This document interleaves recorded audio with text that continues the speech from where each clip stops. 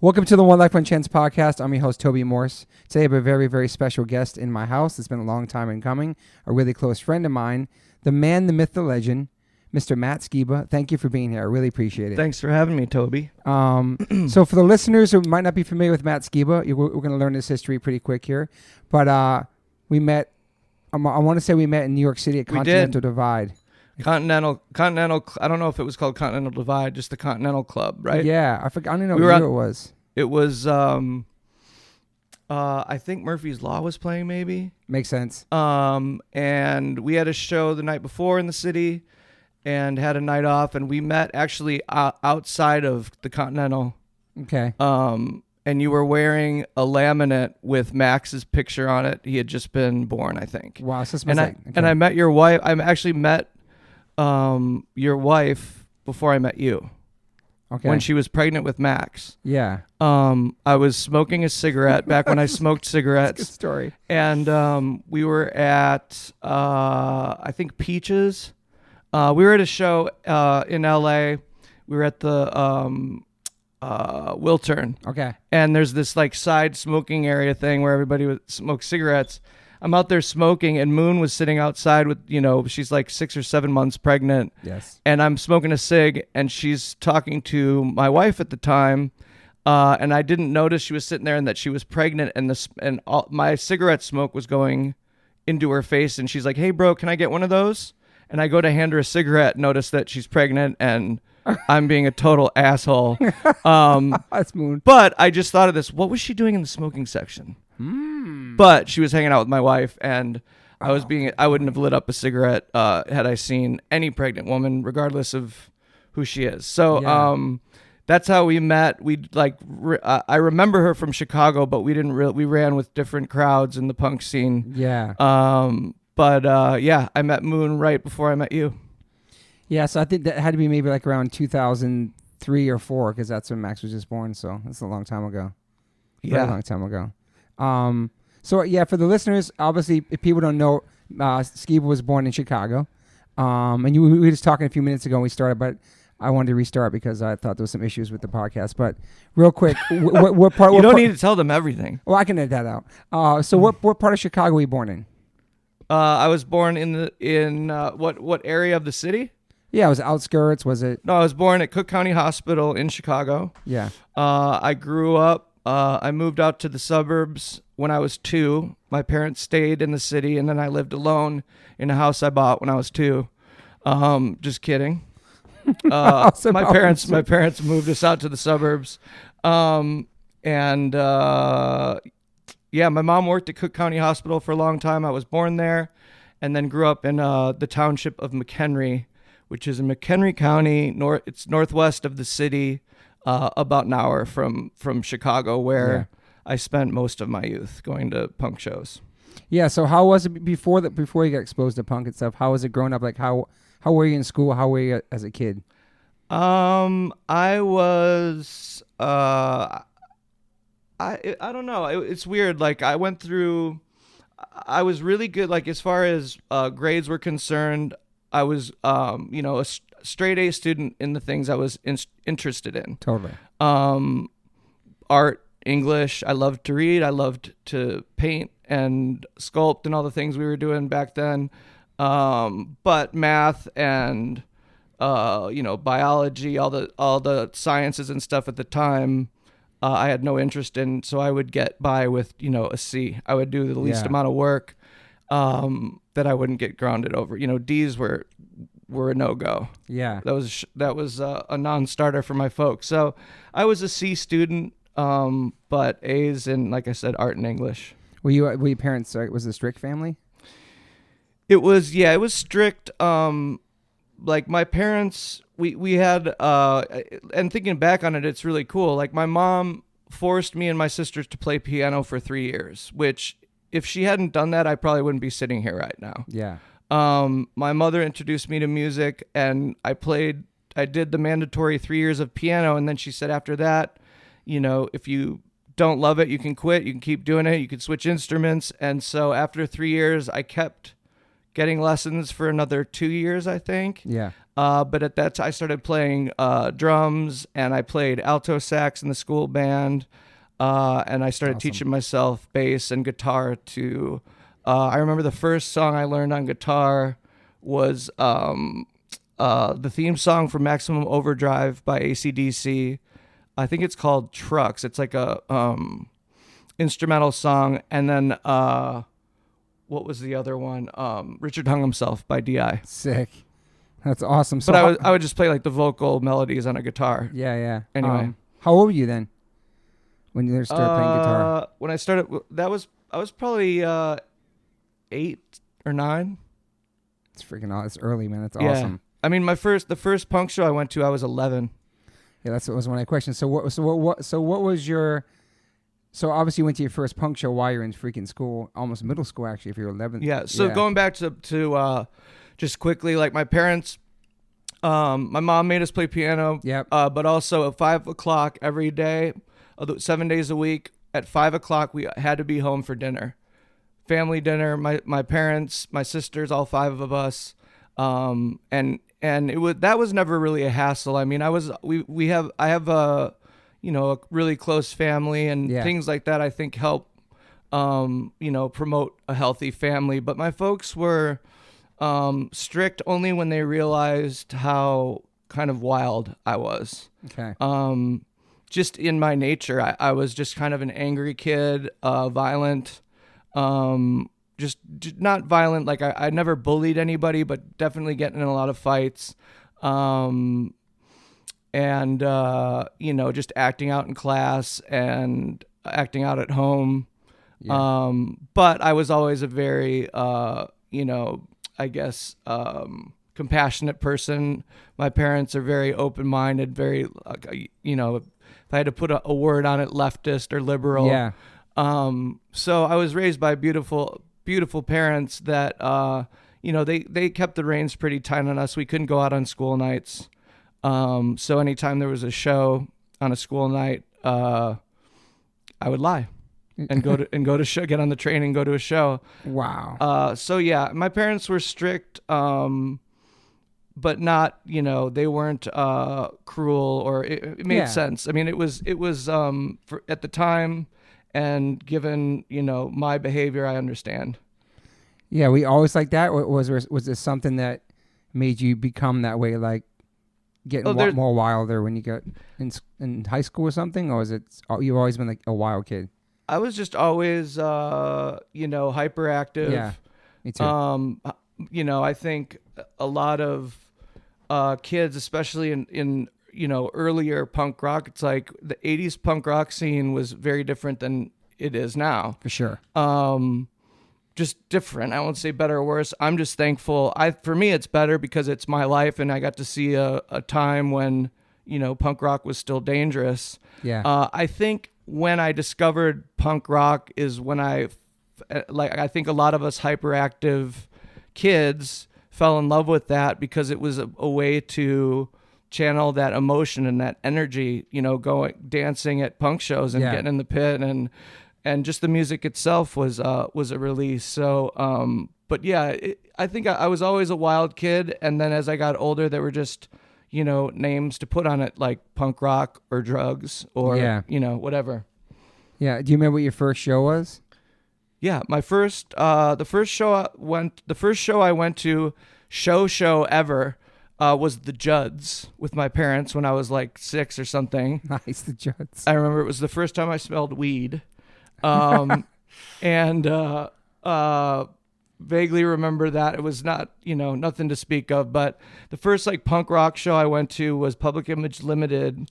I was like 10, I think. That's crazy. The first like Public Image was a punk rock show, but I went with my older cousins. Okay. So I was supervised. The first time I went with friends, and I feel like it was like my real, like kind of the, rite of passage first show was Social Distortion.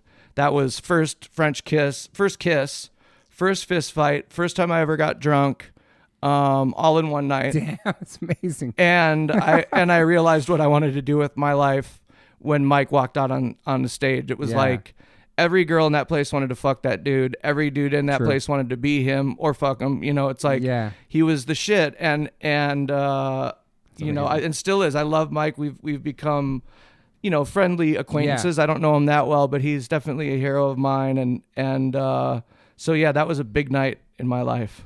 Turning point for everything. Yeah. What grade were you in there? You think were you in high school then? I wasn't. I was low. I was still 11 years old. Or no? I was actually. You know what? I was in high school, but I was like I think I was a freshman. Yeah. 12 or 13. Yeah. So I was like 11. Yeah. For public image, and then like a freshman when I went to Social D. So still being a wild kid, and still getting great grades, still like being home at 5 o'clock. A couple great grades. Yeah. Yeah. Well, you end up graduating though, right? Yeah. And then did you have? Obviously, it was music since you saw Mike Ness and Social Distortion. We know that. But, like, did you have goals besides music when you were in school? Or, like, was there a vision of what you were going to do when you get out of school? I played a lot of soccer. Okay. When I was a freshman, I was the captain of the varsity soccer team. I have it written down right here. Yeah, that's awesome. So I was a forward, and when we were getting pummeled, I would get in the goal box. So I was a goalie and a center forward, which... I don't know how common that is, but it certainly wasn't with our team or our division or whatever. But yeah, I got scholarships to CU Boulder, University of Utah, Iowa, whatever's in Iowa City, University of Iowa. Some pretty like Big Ten schools for sports wanted me to play soccer, so that was kind of an option. And then, you know, I'd been skating. Skateboarding is how I found out about punk rock. Yeah. Thrasher magazine. But you know, I'd started playing music. Soccer was something that I loved, and still love. And I was snowboarding and competing, semi-pro. So I definitely knew that I wanted to, you know, I knew that I was going to be a professional soccer player. I was good, but, you know, it's just that wasn't something I was interested in. Yeah.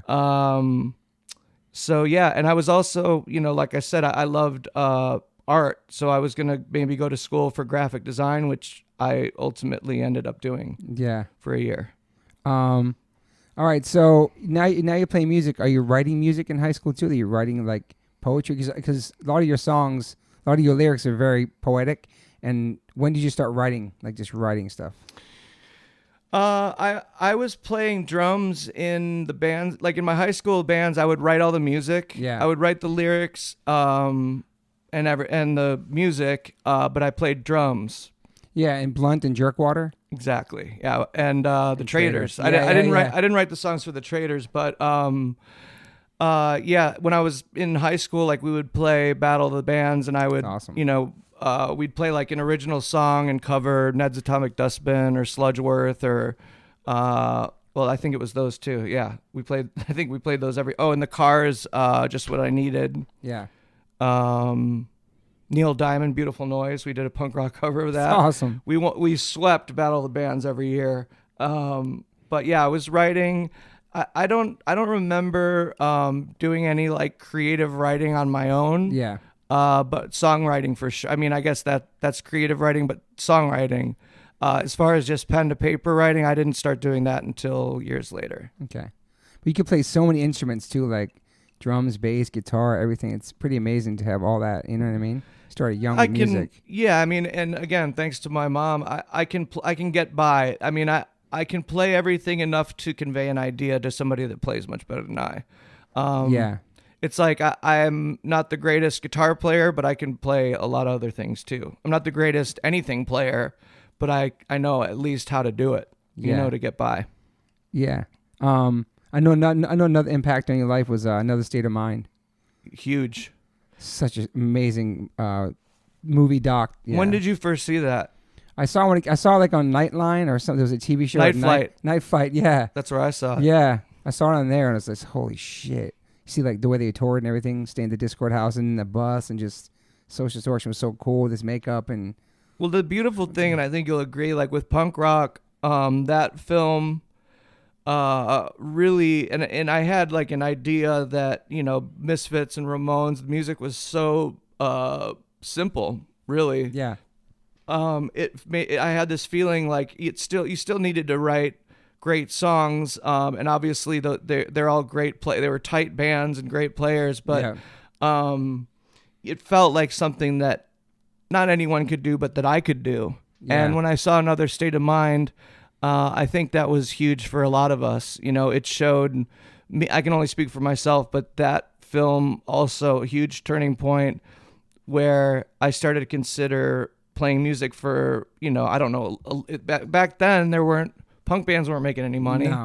No. I certainly didn't get into it to make money, and I just loved it. And, Youth Brigade and Social D taught us all that you can do it yourself. Totally. And thanks to Maximum Rock and Roll, Book Your Own Fucking Life, stuff like that. Yeah. There was things available to us that allowed us to tour. Yeah. So yeah, that was Another State of Mind was like the, it's definitely like a huge impact on everything. Yeah. Even if you watch that thing today, watch the DVD, whatever today, and it just brings back those memories and just when you were young and just seeing that for the first time and just, I don't know, it's amazing to see how far Social D has come, and I don't know, just how punk rock and everything's changed. But back then, this was so DIY, just like... Yeah, them spray painting their own T-shirts. So cool. Yeah, it was like, we started doing that. We started, we didn't get an old school bus that broke down 18 times or whatever. We had a van, and but it was like I said, it just showed us we could do it. Yeah.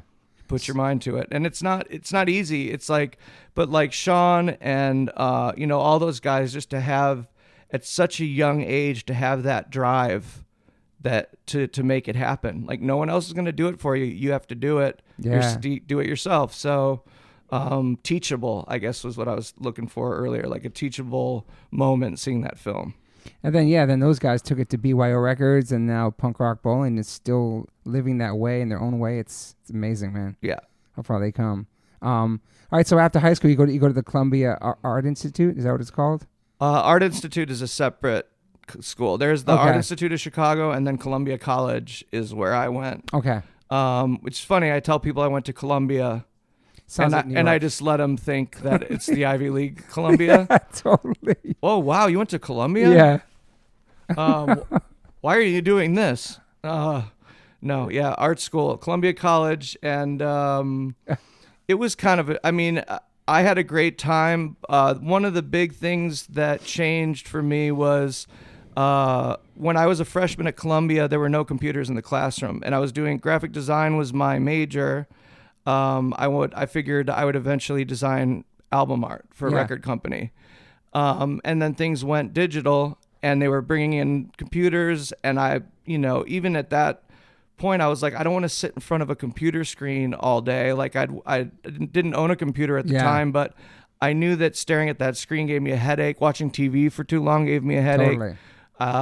And I just physically couldn't do it, and mentally didn't have the capacity or desire to do it.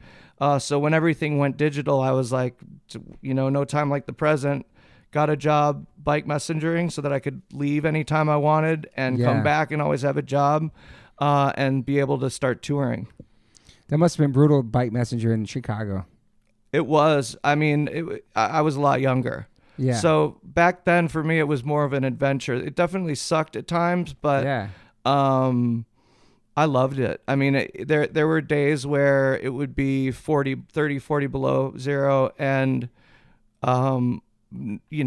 most places weren't open, but there was like the stock exchange had to stay open, and like law offices had to stay open, or courtrooms, or whatever it was. Yeah. And so a few of us that had the gear and the willingness to work in 30 below weather, I was one of those people. They'd give us $100 at the end of the day. That's a lot, because you're risking your 30 seconds out in that, and you get frostbite. Yeah. So and it's just really uncomfortable. It's so cold, so cold it burns. I can imagine. But yeah, when I was a kid, when I was young, it was like I loved it, and it also made me work really hard at the band, knowing that I did not want to be a bike messenger forever. Yeah. So a trio started at that point? Yes. So what year would that have been? That would be 96. 96, yeah.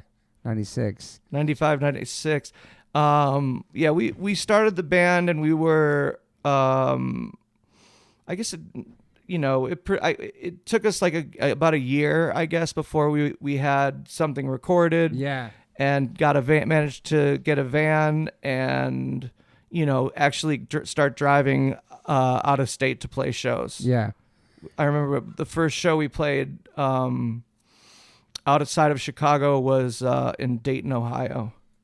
I remember Dayton, yeah. Yeah. There's some good shows out there back in the day. Dayton, Ohio. Yeah, that's where Brainiac was from. But yeah, there was a cool little scene there. We played in a house.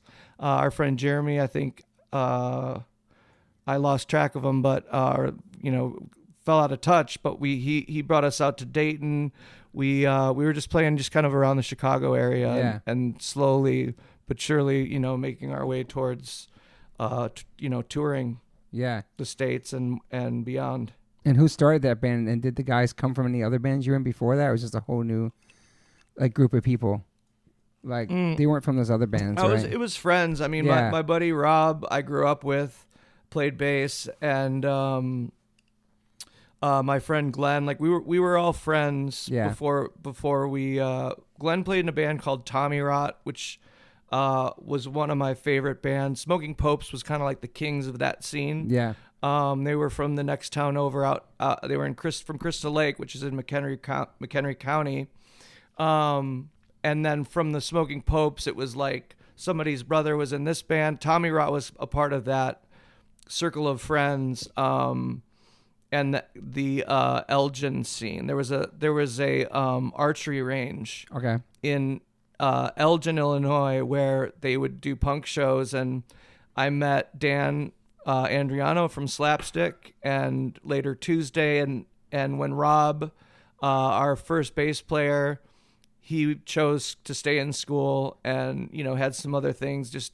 He just didn't want to tour. Yeah. Not back then, and we had to go. So it was like we parted ways with a handshake or a hug or whatever. Yeah. On good terms.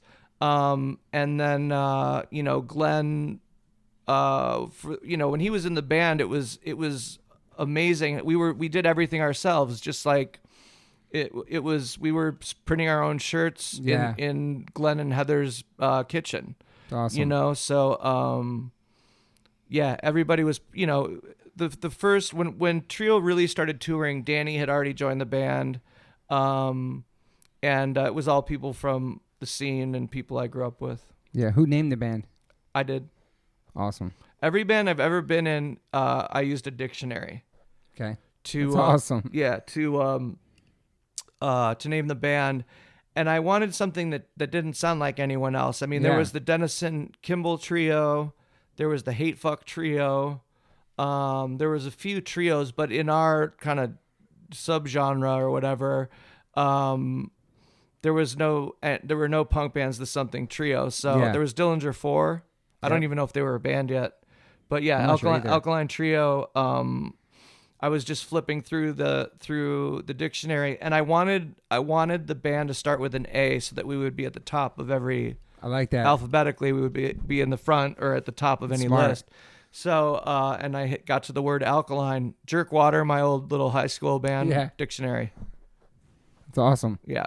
So, what did your parents think about you, like quitting college and then like becoming a bike messenger and then starting music? Were they worried about you? Or, I mean, you're an adult at that point, but still. No. I mean, I'm still not an adult. Yeah, neither am I. But I know what I mean. No, but yeah, it was. I was still a kid, but I was out of my parents' house. I was living. I know what you mean. What was the question again? It's like what they thought about like not going to college for art. Oh yeah. My dad. They were both really concerned. You know, and then I started I started tattooing my hands.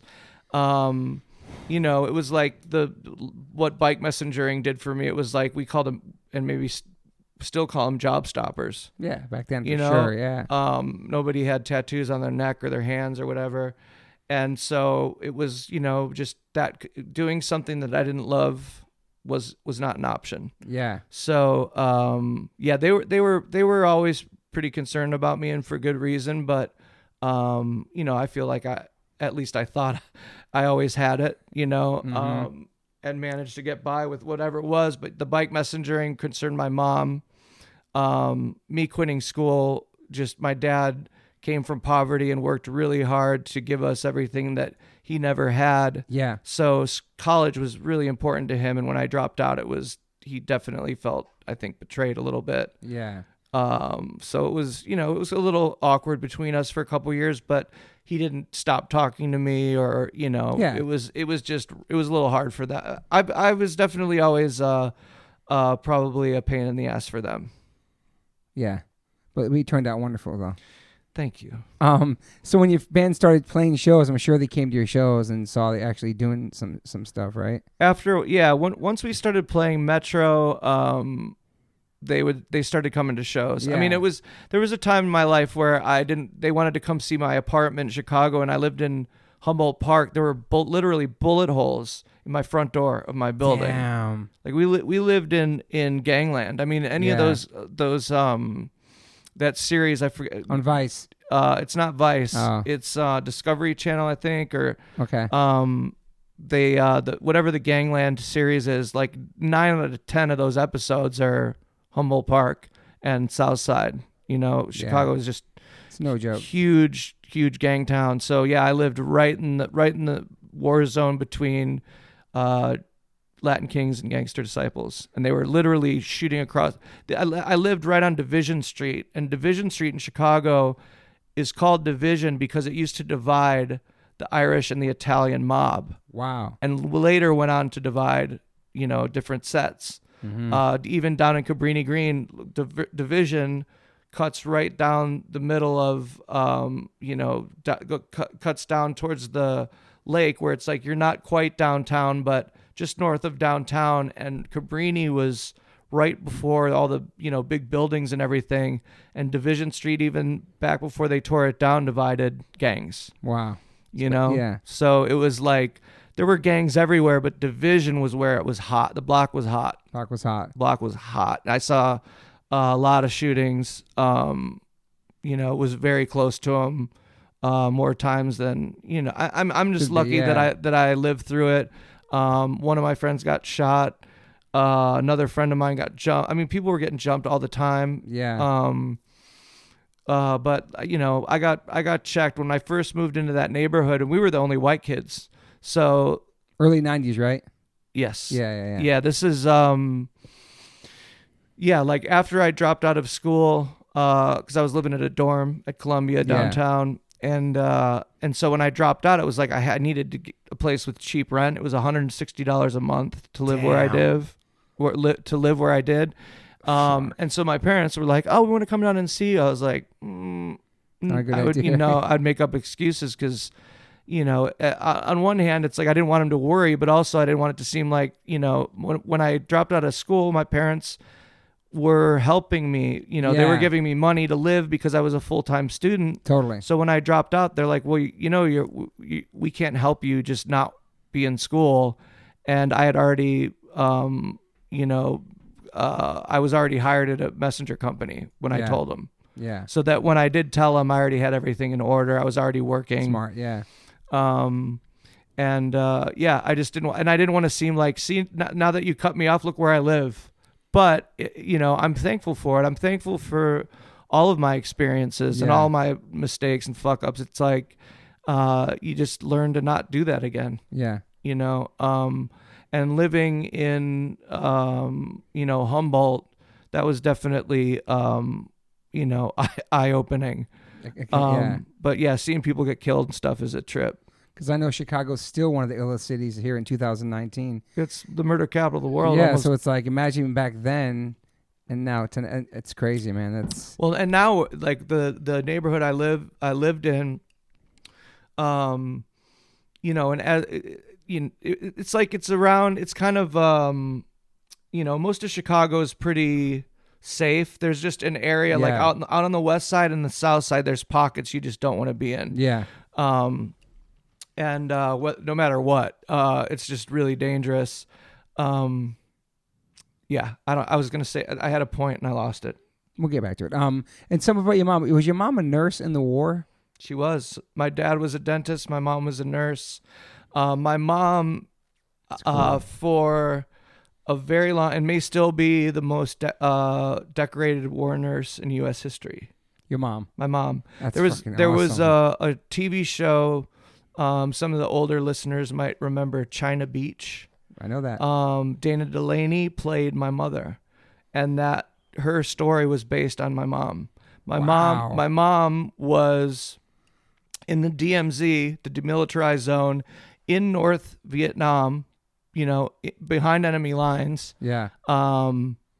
And she was on the front lines. It's crazy, man. Getting bombed, getting shot at. She had a gun. She it's like she was, she's seen real, she's seen and been involved in real conflict. I mean, she was, in a war zone for, years of her life. I have a picture that I post all the time, and I have the original in my kitchen, of my mom in her fatigues holding her M16. Seen that. And smoking a cigarette, which is, my mom's a health nut now and looks 30 years younger than she is. My dad too. They're both lovely people and really healthy, but my mom was 22, just holding people, other kids dying in her arms. 18-year-old kids.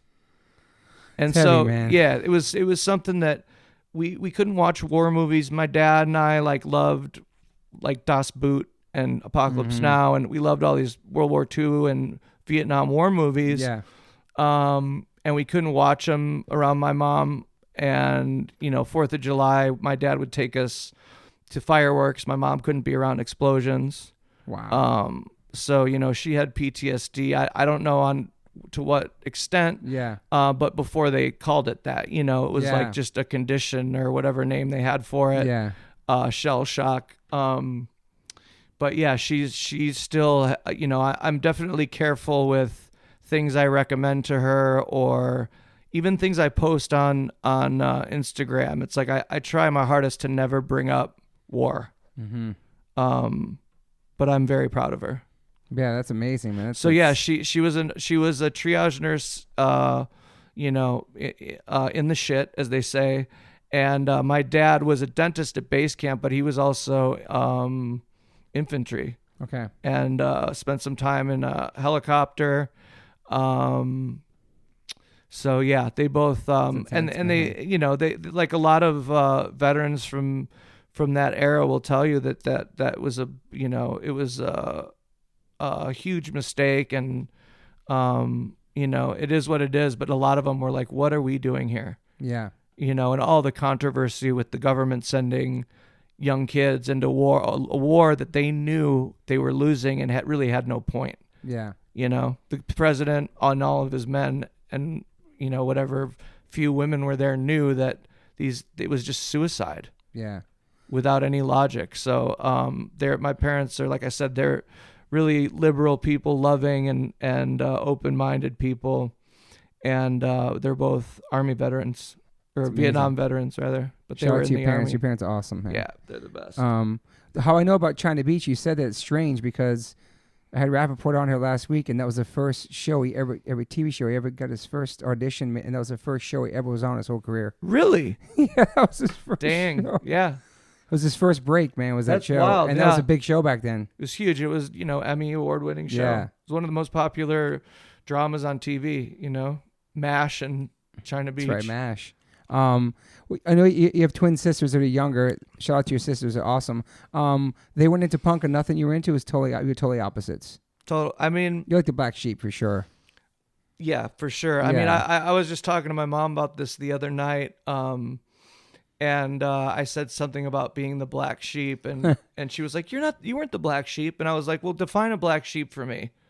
And she said, well, it's somebody that, kind of goes their own way, and and I'm like, so she's like, yeah, I guess you were the black sheep. She just didn't want me to feel like, whatever. It's just, it wasn't a negative thing. It was just, I just didn't, my parents went my sisters went more of a traditional route. Yeah. And I didn't. Yeah. So, but we're, my sisters are amazing, and we're all close. They graduated from school, and they're both doing really well. Yeah. Were you a party kid too when you were young? Oh yeah. And did that start early for you? Yes. Just from the people you're hanging out with, probably. Yeah. Oh yeah. We like my buddy Dave Weber. I remember we would go down to when I went to that Social Distortion show. Yeah.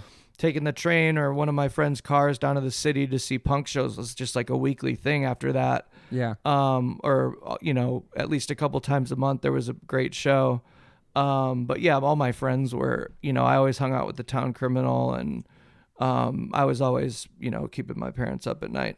Yeah. Like my friend DJ Montet was like, and he's playing music, I guess, and doing well for himself, but everyone knew him in town. The cops knew him. Like, they let him graduate without coming to school because he beat up a teacher. Damn. Yeah, he was a wild kid, but not a bad kid. Just just a criminal. Yeah.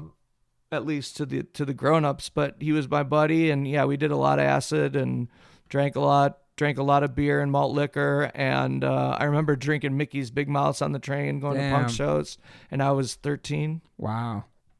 You were out there, man. Yeah. But still, what's amazing about you is still like you weren't flunking, you weren't like fucking, you know what I mean? You're still making home for, like you're still being responsible too, you know what I mean? And focused, Well, yeah, I think somehow, yeah. I mean, we organized our own. It was like I was always at soccer. I did the things that I knew I had to do to get. I just had deja vu to get to the punk show. That was like my whole, everything was, how do I get to either the show we were playing or a show I was going to, and I was going to more shows than I was playing them at that time. So everything was kind of a means to an end. Yeah. To do that well, so I could do this, and yeah.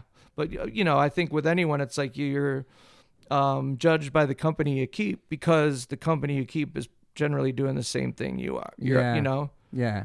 But at the same time, like the town I grew up in, I remember there was like a survey or polls taken, and we were in all of North America, the ratio of drug users to non-drug users, we had like the highest percentage of drug using students. Wow.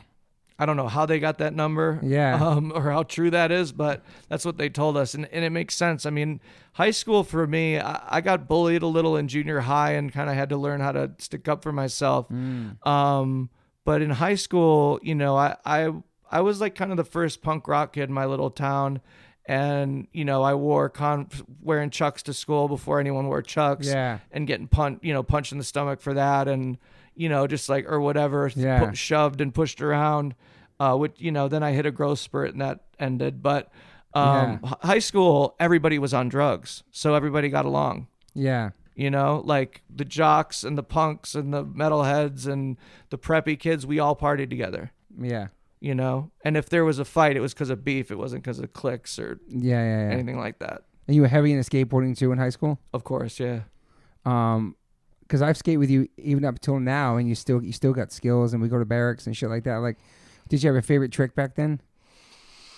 I was always I grew up with Bones Brigade, so like Me too, Bonelesses and all Matt Hensley and all the 8th Street stuff was huge for me. So no complies, heel flips, you kick crushed flips. no complies, And we really didn't have. We had ramps that we built, not very well, but there was a couple skate parks that were far away. So mostly like on a daily skating. We really had to skate were churches, street. We skated street, so it was all. Mostly like Bones and 8th Street influence tricks. No comply. I'll say no comply. No, you kill those, and kick flips too. Kick flips. You taught Max. I had to relearn kick flips and heel flips to teach Max how to do them. Yeah, and I couldn't believe I could still do them. Yeah, you crushed those, and he learned them from you, like just like how to set the whole feet up and all that shit. Yep. All right, so let's go to Trio now. First album, God Damn It. When that came out, it was 98. I think it was your first album. 90. Okay, sure. I don't remember. Yeah, I think it's not whatever with my things. But so when that record first came out, you guys already built a fan base and locally and maybe like around the area. Like when it first came out, was there anticipation for this first Trio record? You guys still growing as a band? You just excited to put music out? Like, yeah, I mean, it was like anything, you start, or like anyone's band, your first fans are your friends. Yeah, totally. But Chicago, I'm lucky that I came from a place where if there was a show, people went. Yeah. So even, and we were friends with the promoters. So we got, Trio, we got put on really cool shows that a lot of people got to see us that normally wouldn't. And so every time we'd play Fireside Bowl, like, we go open for somebody at Metro. And then, the next time, it didn't take us very long, in the grand scheme of things. I mean, it was maybe 6 months or a year, like where we were selling out Fireside from when we started. So it happened pretty quick. Shout out to Fireside. That was a great venue, man. The bowling alley was fucking some amazing shows there. The sound was kind of shitty, but it was just a great place to play. Well, it depends on DIY, yeah. It depends on who is mixing and True. And there were definitely different factors, but the corner of a bowling alley isn't the best acoustics. Where it was corner. Set up and it's like this big box. But some of I saw NoFX there and it sounded amazing. Okay. So yeah, sometimes it sounded shitty, but generally if the band was good and there was a lot of people, the more people that were in there, the better it sounded. Yeah. Because you'd have people out on the lanes and stuff and it would, deaden the noise that was bouncing around, where people couldn't stand. Yeah, that was something. So we had some great shows when you first came through there. So after the record comes out, is there a point where you feel like Alkaline Trio is gonna be something? Was there ever a point where you thought, or was there a point even younger, like I'm gonna do music? You saw Social D, you saw Another State of Mind, you were inspired by that show and be a musician. But was there a moment in Trio where you're like, holy shit, this is gonna be my career? Well, you never thought about it like that. Oh, I thought about it like that. It was the last the last day I rode home from my messenger job. I remember I had a falling out with the guys that owned the messenger company I was working for at the time, or we had a fight or whatever, and they were threatening to fire me. And Trio we'd already done our first tour, and I think we were going out with maybe Face to Face or something. And I just knew that I just remember the last day I rode home. I would be riding in. This was something that always went through my head. Riding from, I lived on the west side. Yeah. And and all my work was downtown. So it was like a 20-minute, half-hour ride into work every day. And when it was cold or like, muggy and hot, whatever, it just sucked. Yeah. I would think about the day that I'm gonna just cherish the day that I know it's my last day working. And that was the time that I realized that this is what I'm gonna do. Was that the last job you had? Yep. Wow, man. Yeah. So what that would be like? That's like 98 then. Yeah, around 98. Yeah. Holy shit. That's fucking pretty amazing, man. Yeah. You set your mind to it and then focused on the band, and then obviously after that, it's so many records, man. In 2000, 2001. How many records you have right now? 9 records out now. Is that what it is? Yeah. What do you think the key is to your longevity? Is there a key to your longevity career, you think? I think the longevity of a career, I don't know. It's different for everyone. Yeah. I don't know. I think, the things that we decided early on, like our logo, like our font, the way that our band name is written, never change that. Always keep it the same. You came up with that? Yeah, I mean, I was the first person to do that. I saw like Jawbreaker. Yeah. You've never seen it in anything but that font, and it becomes this other thing. You brand it, and totally. And I think branding something that I remember hearing the Misfits for the first time, Walk Among Us, and when 20 Eyes started, I felt like that music was made for just me. And for whatever reason, and it's a great reason, it's people felt like obviously from our humble beginnings, there were very few people there, and we would talk to everyone, but even to this day, people feel like they're a part of something, that there's, that it's something that's just theirs. Yeah. Trio never got special. huge, but we got way bigger than we ever thought we would have, and it's like, and when we started the band, punk rock bands weren't getting huge. I mean, Green Day had maybe broke, a couple years before that, but it seemed like kind of an anomaly. It wasn't until we started Trio that Rancid had gotten, a platinum record, and other punk rock bands started getting really big. But Nirvana and Green Day, that was an anomaly. It was something that wasn't going to happen again. And we didn't, ever compare ourselves to something like that. Our goal always was just to be able to live off of playing music. Yeah. Not be wealthy, but just be able to make a living playing music. Yeah, you guys started touring nonstop after that, probably right after Goddamn It came out. Yeah.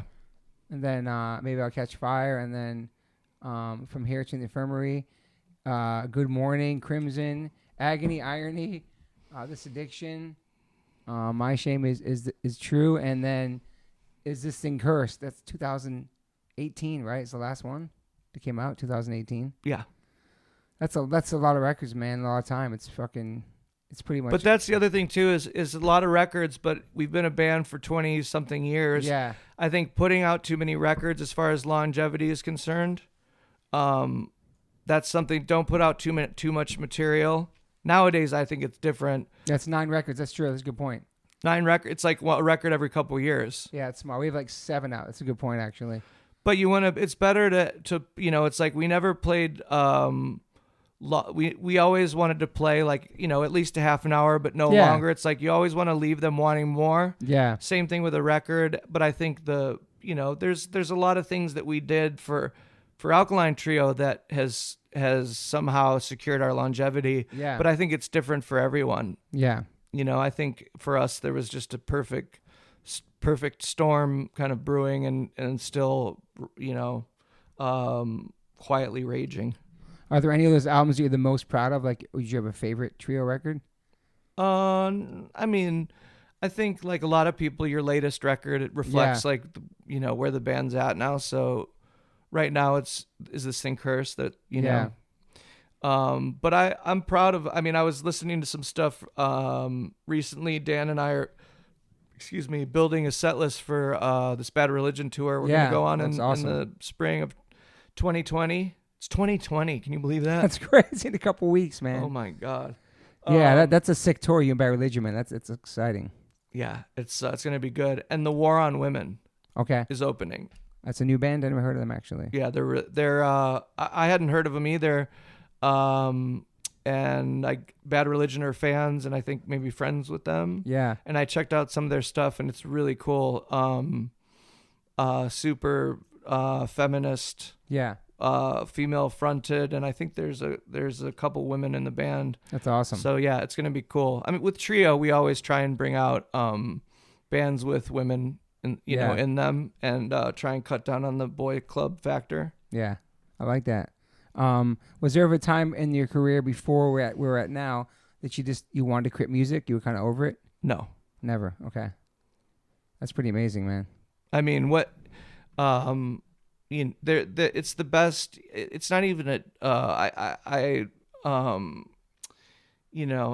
have difficulty calling it a job. It's like I don't go to work. I work on things, but I play music. I don't work music. It's yeah, that's true. You go. I go work on something, but I've never really said I'm going to work. Yeah, that's true. I'm going to the studio. I'm going on tour. It can be hard work or seem like hard work at least sometimes, but not because you're breaking rocks. Yeah, that's a good point. Yeah. It's just, but there isn't a better quote unquote job in the world. No. I mean, I've done a very minuscule amount of acting, and that's something that doesn't seem like any fun. Yeah. And even the glory of it and all the upswing to acting. It's like, I have friends that are actors. You have friends that are actors. Yeah. Mike Rapp. It's like, he obviously knows way more about it than I, but it's not something that I think I would enjoy very much. And music is, every actor wants to be a musician. Every musician wants to be an actor except for me. But I tried it, if you're in a somewhat popular band, you kind of, as you have your foot in the door in places that maybe you shouldn't have your foot in the door. It's like Brandon Flowers from The Killers said, people should stick to their side of the fence. Just because you can doesn't mean you should. Yeah. So it's for me, it's like, if you're not great at it, I think acting is an incredible, like watching great acting is like watching, some athlete or incredible musician or whatever. It's just like an art form that blows my mind because to me, it's so difficult. Yeah. And, takes so much talent and research and, just all of it. And it's a lot of work. Yeah. So much work. And the play that I worked on, Fat Mike's musical, a live production is so much work. I mean, that felt like a job. It was grueling. Yeah. And, I loved the experience, but I didn't enjoy being on the stage. Yeah. And acting. Do you enjoy, because you're amazing art. I think you're like one of my only friends, I feel like, can play many instruments, you can write amazing songs, and you're an awesome artist too, a painter. Did you find, what's the enjoyment compared to writing songs and making music or like making a painting? Is it the same kind of high, the same kind of? It's so similar. Yeah. There's so many parallels to songwriting and painting. Yeah. So many. Yeah. Almost in every way. But yeah, the gratification, the way the idea starts, the way the idea is hopefully the end result. If you've succeeded, it's 10 times better than the initial idea. Surprising yourself. Yeah. Or, when you're, I think the main difference is being in, either band that I'm in, it's you're collaborating. So oftentimes you bring the best out of each other, hopefully. And you have outside influences that make it something completely different and hopefully take it to new heights. Yeah. With painting, you're doing that yourself. So it's a very similar kind of high, like you get from it, and sense of accomplishment, or, it's like you write a song and record it, and you love the way the recording came out. You're proud of the song and you listen to it yourself. It's like a painting. If you're proud of it, you'll keep looking at it. It's like, if I don't like something and I'm obsessing over it, I'll keep listening to it. Or if I love it, it's one or the other. Yeah. So yeah, I could go on all night, but it's very similar. Yeah. I definitely want to thank you and think that you opened up Max's eyes to painting, because when you used to watch Max when he was young, you guys would always be making these paintings.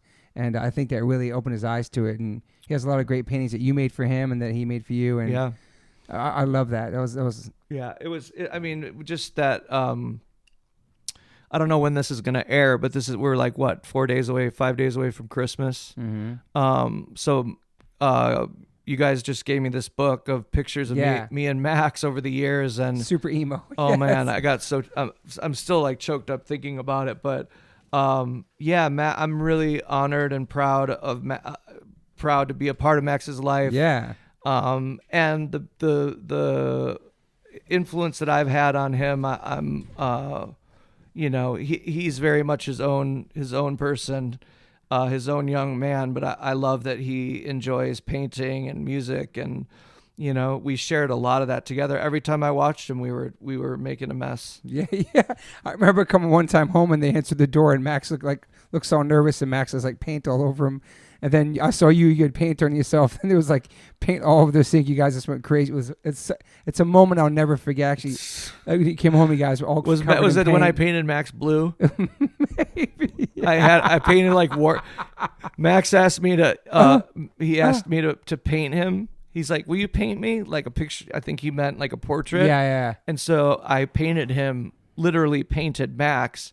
Painted him like green head to toe, and he had like yellow and blue like war paint on, like Native American war paint. Yeah. Oh man, that picture's amazing. Oh, his palms were blue. That's right. And then he had war paint on his face. Yeah. And he thought he was gonna get in trouble, but he wasn't. But he came to I remember I was never forget his face. And then you guys were like fucking covered in paint. Another part of our life is I'll never forget. This is moving now to right now, but one of the hardest secrets I ever had to keep was when you had your first meeting with the guys in Blink. Everybody knows that story now. I remember getting a text from you about it, about what was possibly going to happen, and that was really, I was so excited for you, and that was such a hard thing to keep as a secret before the world heard about it. Yeah. But I never got there. I mean, obviously I tell you all the time, but it's amazing to see you go from Alkaline Trio, something you started from scratch, to still having that band and a career with that, and also singing for Blink-182 and filling those shoes and doing an amazing job at it. And I got to be at the first show you guys played at Muse Inc. And just being your friend and watching you through all your stuff you do in music and art, and then now you're singing in Blink. So I know that transition was extremely, I don't know if it's not difficult, but that's like a big thing to do. Yeah. You know what I mean? Like, it's daunting. Yeah. And so to see you doing that now, and now here we are, and it's a couple years later since you've been in that band. 5 years went by. Holy shit. Can you believe that? 5 years went by. And so now, and then seeing you now where you're at and singing and the voice and everything, it's just, I mean, I'm sure people ask you this question all the time, but that transition, was that a scary I know when you wanted to do it, you're not going to say you didn't want to do it, but you didn't want to do it. You said yes. But then actually doing it, was that a scary process for you? I wouldn't use the word stressful. Scary. I wasn't scared of it. Yes, it was stressful. It was, when they asked me to join the band, I said that I'd love to do it. I was just nervous that, some of those guitar parts are relatively simple, but really fast and pretty technical. It was just a way of playing that I'd never played before. Yeah.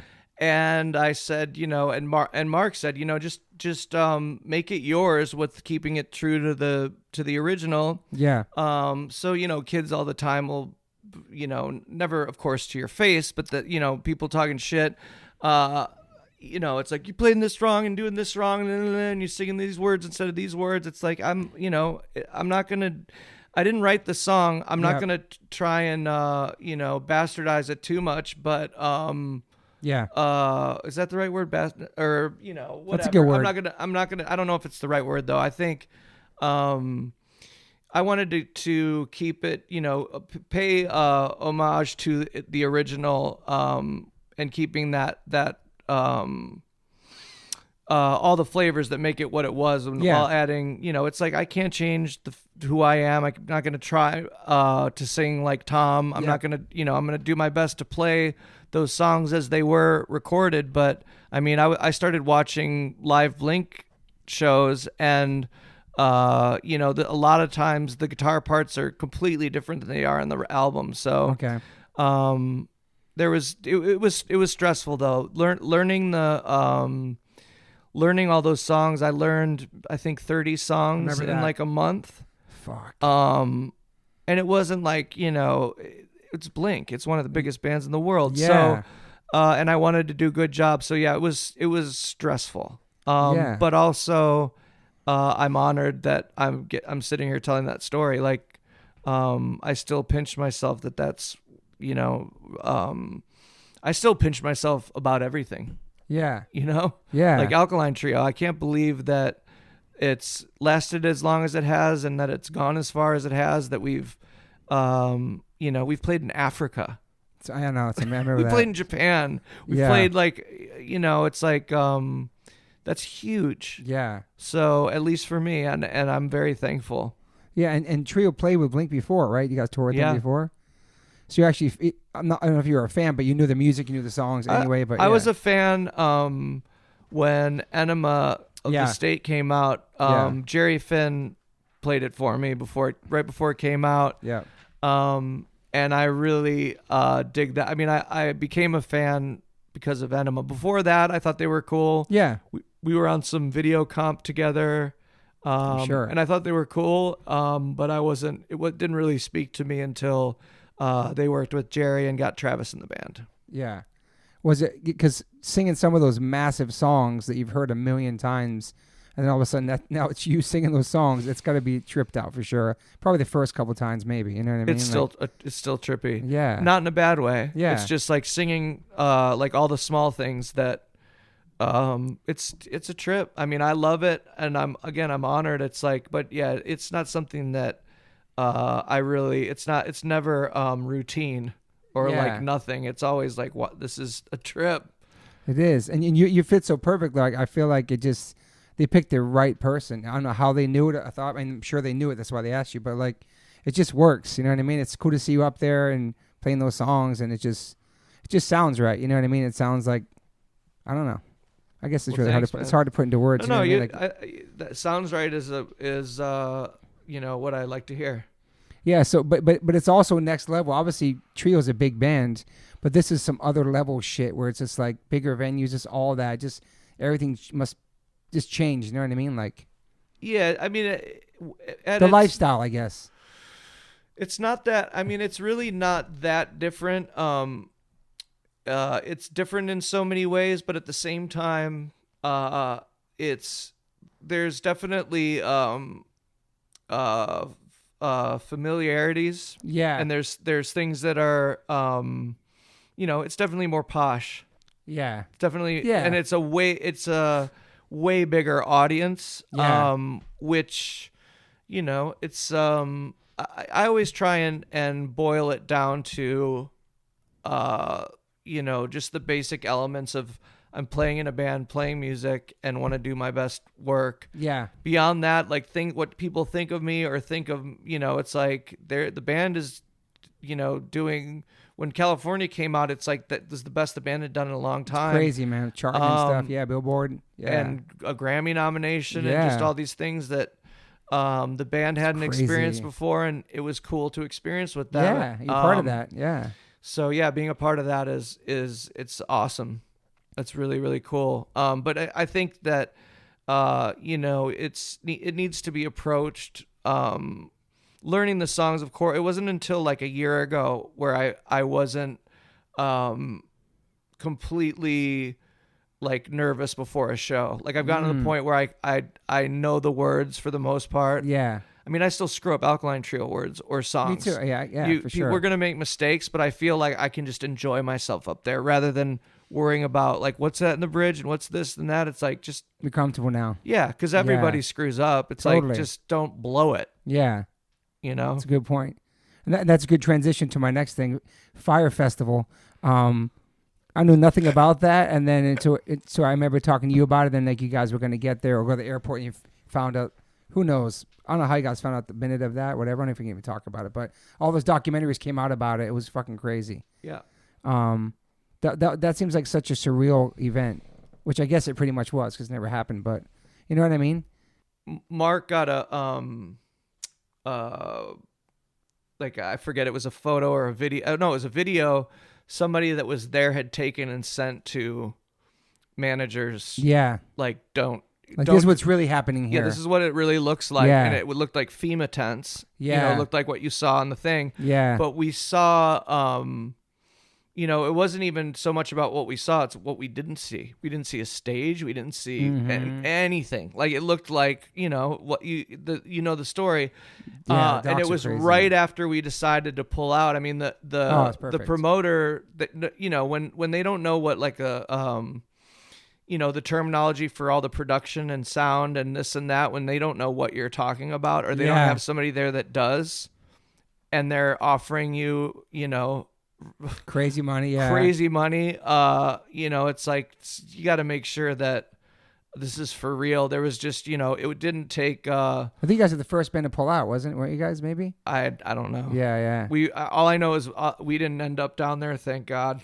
I feel like the documentaries made the Thank you, God. Thank you, God, for not taking us down there. It was God. I think that those documentaries made it way bigger than it was actually ever going to be. Those docs the two different docs are incredible. Oh, I think it was big because the docs are only interesting because it was such a big event, because so many people got ripped off. Yeah. Yeah. If the event itself wasn't big, it wouldn't, they wouldn't have made movies about it. They were trying to say you put witchcraft on it to prevent it or something.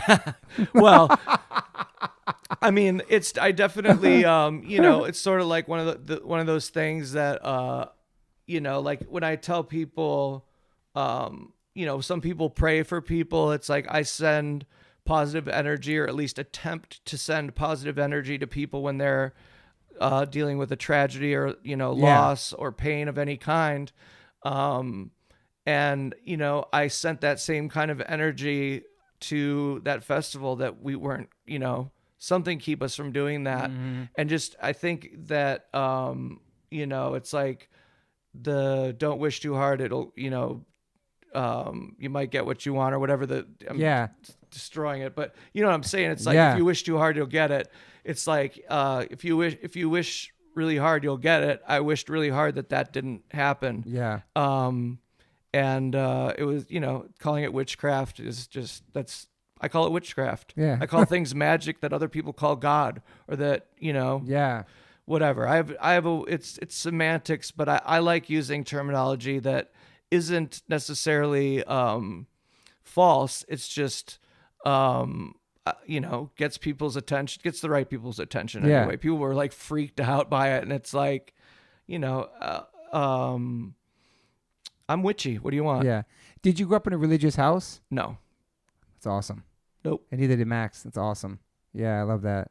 I mean, my grandmother was Catholic. My dad was raised Catholic, but I was baptized. We got confirmed. Me and my sisters there was confirmation classes, like Sunday school confirmation classes. We did that. We went everyone that was confirmed does. But they asked my parents to not bring us to the class anymore after the first day, because we were asking too many questions, because we weren't raised to believe that like Jesus is magic and whatever. So we weren't purposely being argumentative. We were just wondering, well, if you're stating this as a fact, then what about this? And it jammed up the teachers too much. They couldn't answer the questions, and they said, we'll confirm you, just don't, your kids ask too many questions. Wow. That we can't answer. I love that you guys are asking questions. That's amazing, man. Yeah. It says a lot about you guys. Well, I think it says a lot about my parents, like the way we were raised. It's like, question things. Yeah. It's like, that religion, it's like, it doesn't make any sense. Mm-hmm. It doesn't make any sense because, I'm not trying to offend anyone. It's just, it's not true. I've had people come on here talking about their faith, so it's okay if you talk about I mean, faith is, and I said this recently, it's like, I have no problem with people's faith. I don't share that faith. Yeah. But I'm not, I don't think one person knows more than anyone else. It's all a mystery. Yeah. I mean, people will say that the thing, some people's faith goes so far as to, have them thinking and saying that they have the one true God. It's like, everyone thinks that. Yeah. So how can that be true? And they're all saying the same thing. I mean, there's a holy trinity in every organized religion on the planet. It's, no matter what religion you are, you have the same calendar. You drink the same, you need water, you need food. It's like, it's all pretty much elementally the same. Yeah. But I just, when I was younger, I wasn't as polite about my stance on religion. Yeah. But I think there's a big difference between faith and religion. But I think punk rock taught us to be like, question everything. You know what I mean? Like, question everything. Yeah. Don't believe everything. And I don't think that, for me, I've heard the term like Christian punk band. That's just an oxymoron in my opinion. Too. Because they exist. Yeah. But it's like, church is not, religion is not punk rock. Yeah. Sorry to break it to you, but it's not.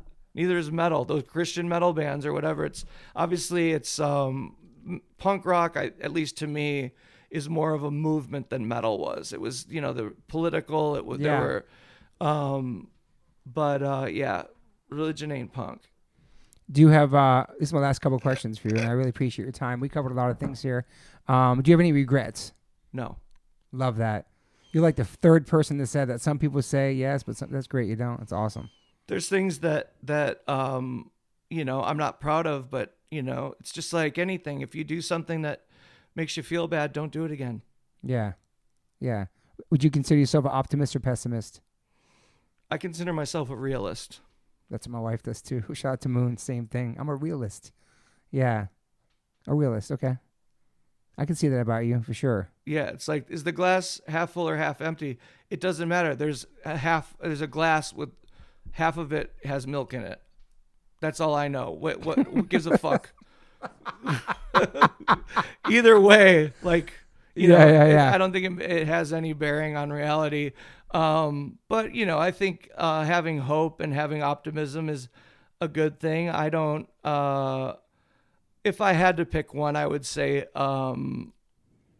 I guess it's split down the middle. Depends on what you're talking about. Yeah. You know? Yeah. But I've known you a long time. I get more positive vibes from you than, you know what I mean? Yeah. I guess I don't have a whole lot of faith in people in general. Yeah. For good reason, because so many of them are shady scumbags. Just full of shit. Yeah. They aren't who they portray. And especially in this industry too, probably, yeah. Or every industry, yeah. Just in general, I think people are bullshit. Yeah. But you know, it just makes the people like you that I'm close with, it's like my friends that I consider good friends are my family. Yeah. And I only, you know, I could count them on one hand. Me too, you man. know? Yeah. But I have a lot of, you know, beautiful, you know, people I'm friendly with or that I'll hang out with. And, you know, then there's the people that you go to when you need someone to talk to, or, you know, somebody that you know, whatever, some simple task that you need an extra pair of hands and that person's going to be there. You know, I think being a man is, you know, all a man has is his word. So, and just people don't keep their word. Yeah, it sucks. People are full of shit. It sucks. For the most part, I think. And so as far as the human race, I'm a bit of a pessimist. But I also, that gets challenged whenever I see beauty in, you know, young people. You know, I saw a thing just a couple days ago, these young kids that are, you know, 8th grade, 7th grade kids talking about climate change, kids from Uganda. Wow. You know, I saw that. Yeah. It's incredible. So things like that give me faith. And I'm, you know, I guess it depends on what day of the week it is. You'd have to ask me tomorrow. Yeah. Today I'm a realist. Okay. with a dash of pessimism. What is a daily ritual for Matt Skiba? Daily ritual. I guess coffee is the first thing on my mind when I wake up. And I always try and I write every day at some point. I meditate 2 times a day, every day at some point. Depends on my schedule. I don't really have when I'm home, the routine's a little different than the road, but the constants are coffee, writing, exercise. When I'm home, I hit the gym 4 times a week. Going to Runyon with you when my knee's not ready to give out. So yeah, it's pretty, I mean, good ones. I would say it doesn't sound like anything crazy or spectacular, but for me it is. I mean, even I get joy from the simplest things. Yeah, your meditation's heavy. One time, me and Max went over to Skeebs to meet up with him, and we saw him through the window. He was meditating, but looked like he was like dead or sleeping. His head leaned back. It was scary, but you were in total meditation form. We never seen you like that. It was awesome. You're like, you were totally in it. You said it was scary? Yeah, because your head was back. We didn't know if you knock on the window or not. Max, like, is he okay? He was like, had his eyes closed on the couch meditating. It was awesome. Yeah. I mean, it's funny because I don't necessarily, when I first started doing it, I talked about it a lot more because it had such a sudden impact on me, or immediate impact. Yeah. With some people, it takes a little longer or whatever. I just was so excited about it and wanted everybody to experience what I was experiencing from it. But, you know, it's like the more you preach about something or talk about something, the less people are going to want to do it. So you got Moon to do it. Thank you. Yeah, you're welcome. Changed your life, actually. I mean, it's my trainer. We meditate together before we work out. A lot of my, you know, it's not for everyone. Yeah. But you know, for anyone interested, I'm any one of my friends that are interested, I'm honored that I got them meditating because, you know, it changed my life for the better completely and makes those simple rituals. So, you know, it makes something as simple as folding t-shirts enjoyable. What is yours called again? Kind you do? Transcendental Meditation. That's it. Yeah, TM. That's it. You do it on tour too, huh? Everywhere. Twice a day, yeah. And you could do it anywhere? Does it have to be a certain quiet spot or just whatever? Earplugs. Okay, yeah. I mean, I can meditate and, it's the only thing that ever distracts me is like construction work where it's like a constant like a pounding or banging. But people like an airport has like a steady kind of subtle like rumble to it that you can kind of forget about. It's almost like a white noise, but you can do it anywhere. I just always have either headphones that are buds or earplugs. Yeah. So yeah, as long as you're sitting and I meditate with driving. Sometimes I'll say my mantra in my head. It's a silent meditation, but I kind of meditate throughout the day now. Yeah, Moon does too. I have to sit down and to actually do it, to sit down and close my eyes and take my shoes off, and it's amazing. It's awesome. And then what would be like would you have like a top 5 inspirations or artists or somebody who inspired you? It could be an author, anything. I'm sure yours is diverse because you have a diverse palette of inspiration. Yeah, but the David Lynch. I knew that. Is right on the piece of paper. Okay, David Lynch and he wrote a book called Catching the Big Fish, about how I forget what the subtitle. Yeah. Whatever it's called, the secondary title. It's like Catching the Big Fish, Transcendental Meditation and Creativity, and how TM affects creativity. And that book, I read it on a 3-hour flight, front to back. Damn. And apart from being a fan of his films, he got me meditating. David Lynch, Crispin Glover. There's so many people that I that have had such a huge influence on me. Andy Warhol. Yeah, awesome. And the Velvet Underground, that whole factory scene is amazing. I mean, what did you say, 5? It's all right. Nick Cave, one of yours? Nick Cave is huge. Nick Cave is one of my favorites. Yeah. Gary Oldman. Ooh. Martin Scorsese. A lot of, musicians, filmmakers. There's so many, but Nick Cave, David Lynch, Crispin Glover, some women. Let's see. I learned how to write a song. Ani DeFranco was a huge influence. Eurythmics? No, that's Annie Lennox. My bad, sorry. But she's great. It's all right. Ani DeFranco is a musician and activist who I've been a fan of since she was playing little clubs. But her early stuff her really stripped down stuff is amazing songwriting. She's been a huge influence on me over the years. I know the name now. No. There's Patti Smith. There's so many people.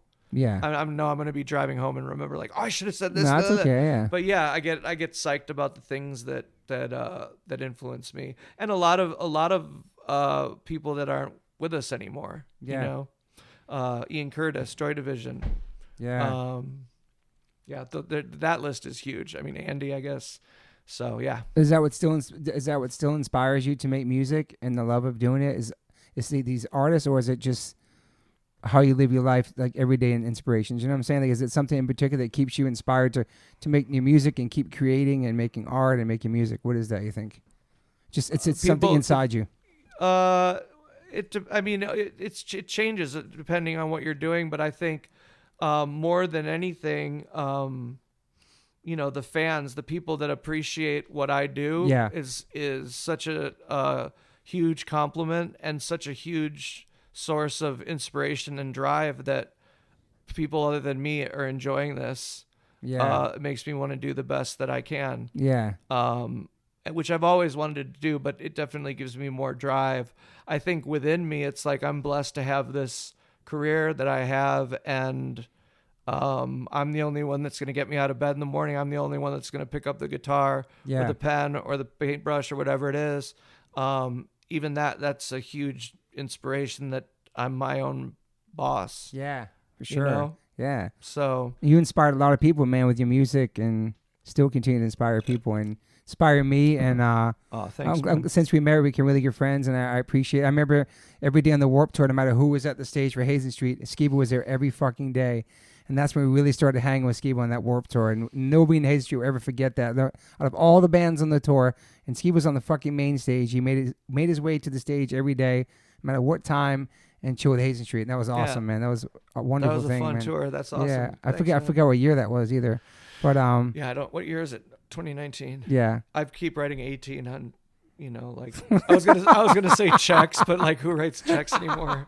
Well, thank you, Skiba, for your time. We've been talking about this you. from day one, and this is one of my closest friends, and I appreciate everything you've done for my family. And my son loves you, looks up to you, one of his favorite uncles. Sorry to the other uncles listening right now. Just facts. And you've been a big part of our family, and I'm honored to be a part of it, and you guys have likewise have enriched my life. That kid Max, who's not, I can't believe how tall that guy is. I saw this. I know.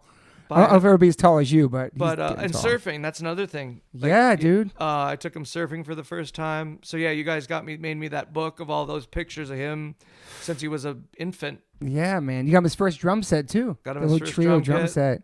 Gave him his first surfboard. You've been the start of like a lot of like his kick flips, his surfing, his painting, his drum. That's a huge, especially looking at the book today. All those pictures of like how small he was to now. Like there was like over 20 pictures of Skiba with Max, all different times of his life. It's pretty amazing, man. Yeah, I'm honored. And people, I've known him.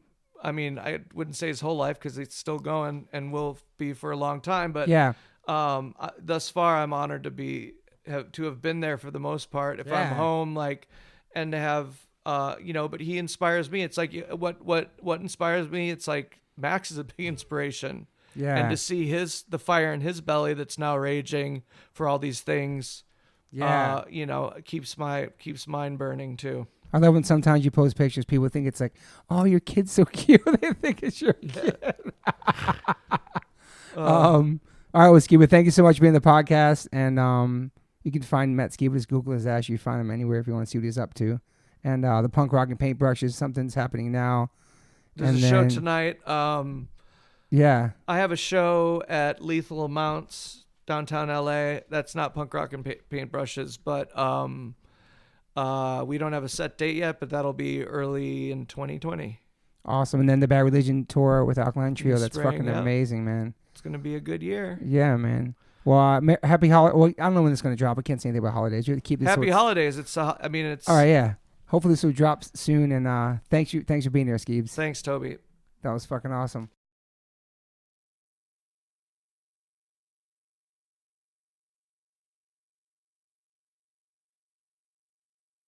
Hey guys, thanks for listening. Please rate, review, subscribe. If you haven't subscribed yet to this podcast, please do that. And whatever platform you are listening to this on, I'm glad you found me. You can rate me and review me on there also. So thank you guys sincerely for the support. I cannot wait for you guys to hear the next one.